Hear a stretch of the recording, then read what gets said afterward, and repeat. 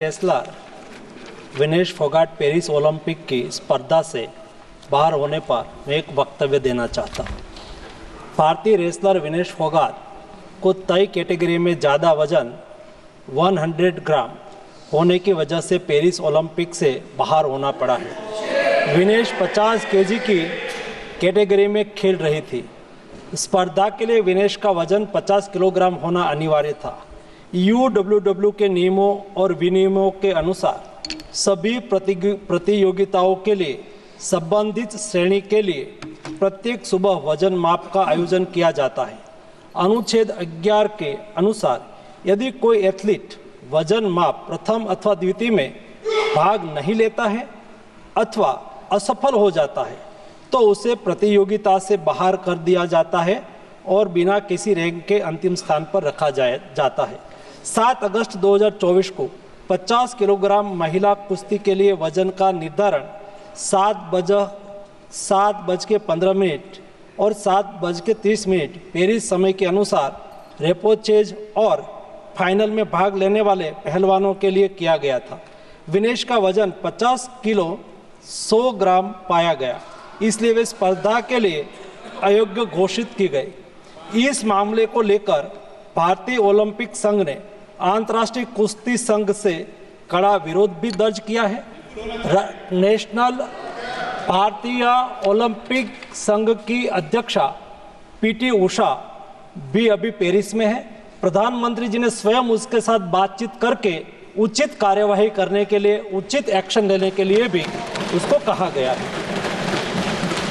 विनेश मंगलवार 6 अगस्त को 3 मुकाबले जीतकर 50 केजी रेसलिंग ओलंपिक में फाइनल में पहुंचने वाली पहली भारतीय महिला रेसलर बनी थी। सेमीफाइनल में उन्होंने क्यूबा की पहलवान गुजमान लोपेजी को, क्वार्टर फाइनल में यूक्रेन की ओक्साना लिवाच और प्री क्वार्टर फाइनल में वर्ल्ड चैंपियन जापान की यूई सुसाकी को 3-2 से मात दी थी। उन्हें बुधवार 7 अगस्त की रात करीब 10 बजे गोल्ड मेडल के अमेरिकी रेसलर सारा एन हिल्डरब्रांड से मुकाबला करना था। जहां तक उनकी तैयारी हेतु सहायता का प्रश्न है, भारत सरकार ने विनेश फोगाट की उनकी आवश्यकता के अनुसार हर संभव सहायता प्रदान की है। उनके लिए पर्सनल स्टाफ भी नियुक्त किए गए हैं जो अपने क्षेत्र के विशेषज्ञ हैं। उनके साथ हंगरी के विख्यात कोच ओलेर अकोस और फिजियो अश्विनी पाटिल हमेशा रहते हैं। इनको ओलंपिक के लिए इनके अतिरिक्त व्यक्तिगत सहायक स्टाफ जैसे विभिन्न sparring partners, strength of conditioning विशेषज्ञ के लिए वित्तीय सहायता प्रदान की गई, जिसका विवरण इस प्रकार है। ओलेर अकोच कोच के रूप में उसके साथ थे, वैन पैट्रिक लॉम्बार्ड स्ट्रेंथ और कंडीशनिंग विशेषज्ञ, अश्विनी जीवन पाटिल फिजियोथेरापिस्ट, मयंक सिंह गरिया स्ट्रेंथ और कंडीशनिंग विशेषज्ञ, शुभम और अरविंद स्पारिंग पार्टनर। इनको पेरिस ओलंपिक चक्र के लिए कुल 70,45,775 की वित्तीय सहायता दी गई है, जिसका विवरण इस प्रकार है।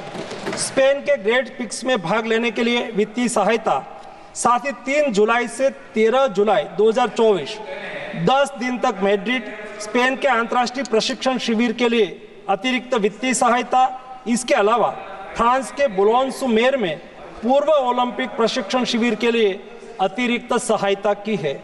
2024 अंतर्राष्ट्रीय कुश्ती संघ सेकंड रैंकिंग सीरीज में 6 जून से 9 जून 2024 4 दिन तक बुडापेस्ट हंगरी में भाग लेने के लिए और 10 जून से 21 जून 2024 तक टाटा ओलंपिक सेंटर हंगरी में अंतर्राष्ट्रीय प्रशिक्षण शिविर के लिए अतिरिक्त सहायक स्टाफ के लिए वित्तीय सहायता की है।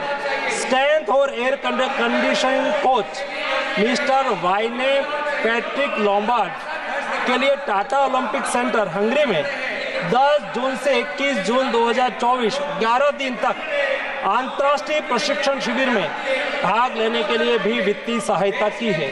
13 जुलाई 2023 से 16 जुलाई 2023 4 दिन तक बुडापेस्ट हंगरी में 4th रैंकिंग सीरीज में भाग लेना और 10 से 16 जुलाई 2023 16 दिन तक बुडापेस्ट हंगरी में प्रशिक्षण शिविर हेतु इसको वित्तीय सहायता की है।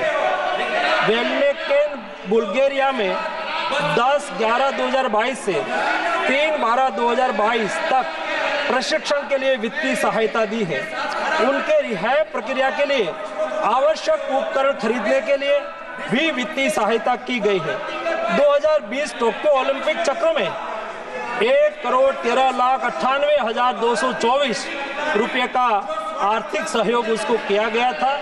224 पेरिस ओलंपिक चक्र में भी टारगेट ओलंपिक पोडियम स्कीम में 53,35,746 और वार्षिक ट्रेनिंग एवं स्पर्धा कैलेंडर में 17,10,000 कुल मिला के 17,45,775 रुपया हमारे खिलाड़ी को आर्थिक सहायता करके उसको सक्षम करा गया।